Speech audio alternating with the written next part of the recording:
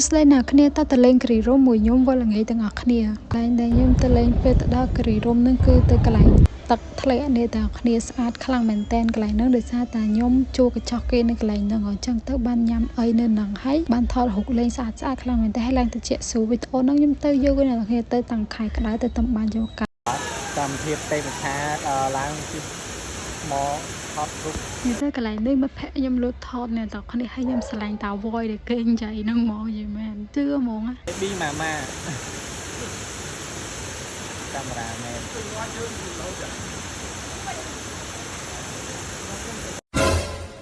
តើពីខ្ញុំថតរូបលេងញ៉ាំអីហើយខ្ញុំបានដូរកៅអៅណាគ្នាឃើញកៅអៅខ្ញុំថ្មីតែខ្ញុំទៅតែមួយថ្ងៃទេតែខ្ញុំដូរកៅអៅហើយទៅថតនៅលើភ្នំគ្រីរ៉ូកន្លែងរីសតគេព្រោះកន្លែងនេះយើងចូលបានស្រីហើយតាមផ្លូវនេះអ្នកគ្នាឡើងស្អាតហ្មងយីមែនចង់ទៅម្ដងទៀតមកក្នុងរីសតគេហើយគឺមើលទេសភាពនៅលើភ្នំហ្នឹង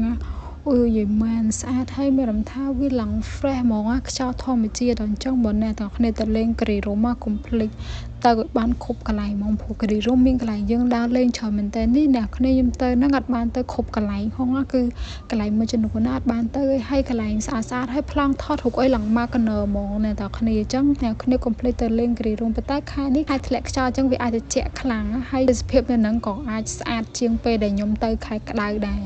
ពេលដែលខ្ញុំទៅនឹងឆ្នៃអស់ច្រើននេះអ្នកគ្នាម្នាក់10រៀល5 10រៀលអី20រៀលយ៉ាងច្រើននេះអញ្ចឹងប៉ុន្តែមកពីខ្ញុំទៅគ្នាច្រើនផងដឹងសែលុយគ្នាទិញអីញ៉ាំជួកញ្ចោះនៅហ្នឹងទៅសរុបទៅវាអត់សូវអស់ច្រើនទេអញ្ចឹងវីដេអូហ្នឹងមានតែប៉ុណ្្នឹងទេបាយបាយ